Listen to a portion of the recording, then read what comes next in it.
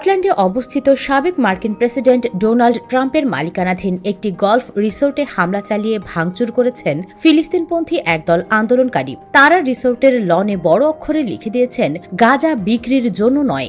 শনিবার ৯ মার্চ স্কটল্যান্ডের টার্নবেরি নামের ওই বিলাসবহুল গলফ রিসোর্টে এ হামলা চালানো হয়। ব্রিটিশ সংবাদ মাধ্যম বিবিসির এক প্রতিবেদন থেকে জানা যায়, ফিলিস্তিনপন্থী গ্রুপ প্যালেস্টাইন অ্যাকশন এ হামলার দায় স্বীকার করেছে। প্যালেস্টাইন অ্যাকশন হামলার পর সামাজিক যোগাযোগ মাধ্যমে পোস্ট করে জানায়, গাজার ওপর ইসরায়েলের হামলায় মার্কিন প্রশাসনের সমর্থন এবং ডোনাল্ড ট্রাম্পের সাম্প্রতিক মন্তব্যের প্রতিবাদেই তারা এ আক্রমণ চালিয়েছে। গ্রুপটি মাইক্রো ব্লগিং প্ল্যাটফর্ম এক্সে এক পোস্টে লিখেছেন, ব্রিটেনে ট্রাম্পের সবচেয়ে ব্যয়বহুল গলফ কোর্স হচ্ছে টার্নবেরি। আমরা সেখানে গিয়েছিলাম এই বার্তা দেওয়ার জন্য যে গাজা বিক্রির জন্য নয়। ইসরায়েলের গণহত্যায় মার্কিন প্রশাসনের সহযোগিতার বিরুদ্ধে আমরা লড়াই চালিয়ে যাব।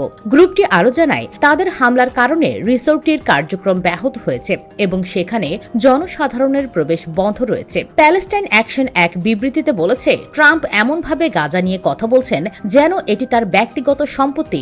আমরা তাকে মনে করিয়ে দিতে চাই যে তার নিজস্ব সম্পত্তিও নিরাপদ নয়। যতদিন মার্কিন ইসরায়েলি উপনিবেশবাদ চলবে ততদিন এই ধরনের প্রতিরোধ চলবে। সম্প্রতি ইসরায়েলের প্রধানমন্ত্রী বেনিয়ামিন নেতানিয়াহুর সঙ্গে এক যৌথ সংবাদ সম্মেলনে ডোনাল্ড ট্রাম্প বলেন, যুক্তরাষ্ট্রের উচিত গাজা নিয়ে নেওয়া এবং এটিকে আরও আধুনিকভাবে গড়ে তোলা। তিনি নিজের সোশ্যাল মিডিয়া প্ল্যাটফর্ম ট্রুথ সোশ্যালেও একই ধরনের মন্তব্য দেন। এর আগেও ট্রাম্প হামাসকে সতর্ক করে বলেছিলেন, যুদ্ধ শেষ করতে ইসরায়েলকে প্রয়োজনীয় সবকিছু দেওয়া হচ্ছে। হামাস যদি তাদের শর্ত না মানে তবে তাদের কোনো সদস্যই নিরাপদ থাকবে না। ট্রাম্পের এসব বক্তব্য ফিলিস্তিনপন্থী আন্দোলনকারীদের মধ্যে ব্যাপক ক্ষোভ তৈরি করেছে, যার ফলস্বরূপ তার স্কটল্যান্ডের রিসোর্টে এ হামলার ঘটনা ঘটে।